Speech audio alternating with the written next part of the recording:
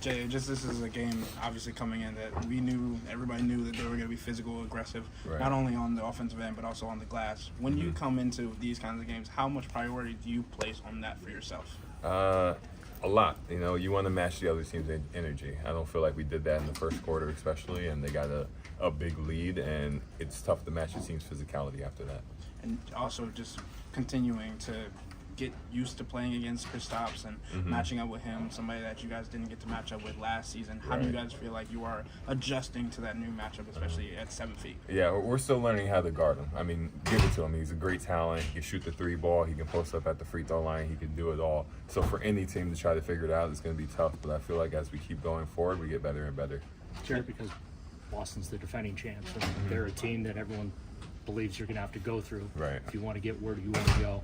Just what do you take away from this game? How do you maybe not put too much into one loss? Yeah, I mean, for us, we also didn't shoot the ball very well. A lot of our open looks didn't go in. But I think the key to this game was our slow start. They got the 20-point lead or something like that. And for any team to fight back from that, especially against the defending champs, it's tough to do. You mentioned learning how to guard Kristaps or maybe in Boston when he's on the floor. What do you think you have to do differently when that situation arises? Just make everything tougher for him. I know that's the easy cop-out answer, but he can do it all, and you just got to make every single thing that he does tough and just try to tire him out. Jared, the trade deadline is Thursday. What would you think would happen? How would a trade perhaps disrupt this chemistry that you guys have? I mean, if you take away somebody, especially somebody in the locker room, a locker room presence, it's going to disrupt it. That's just the end of the day. We're all close to each other, but as you know, that's how things go.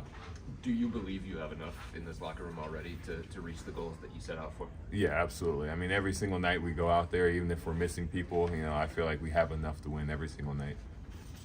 What do you guys mentioned? You guys are still learning how to guard Porzingis. What have you learned so far about attacking him when he's defending the rim? Just go up strong against him. I know it's still easier said than done, but you just have to go into his body and just try to attack him. I know he's still going to block shots. That's what he does. But at the end of the day, he can't block every single one of them. What do you say to Evan after the tough night that he had? It's just one game. I know it's TNT, whatever, it's Boston, but at the end of the day, it's one game. We still have a lot more ahead, and we still have bigger goals in the future. What do you think he can learn from this night? Just at the reality of the NBA. It's an up and down season. You're going to have good games and bad games. I feel like he can be more aggressive sometimes. I think next game he's going to come out and have a hell of a game.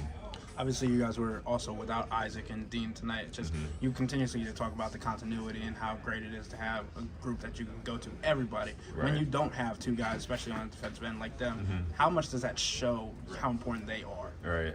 Every single night when we are without them, it shows how important they are. I mean, Dean, certified Celtic killer, as people say.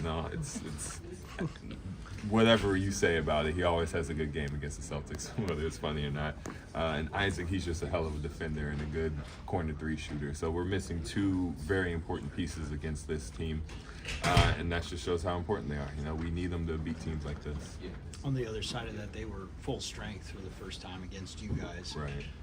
How valuable is that experience? Yeah, because we want to play them at their full strength, and the playoffs are probably going to be at their full strengths, and we know where we want to get to, we got to go through them. So we're trying to learn everything we can from that. Offensively, Kenny said that the shot quality wasn't maybe quite where it's been in the past. Just is that something that they were doing, or you guys might have had enough juice, or what do you think? I think it's a little bit of both. They played great defense tonight, and I think as we got frustrated missing shots, we started to try to force things a little bit. But still, at the end of the day, I feel like it wasn't horrible. I don't know the statistics of it, but we can always look for better shots. Thank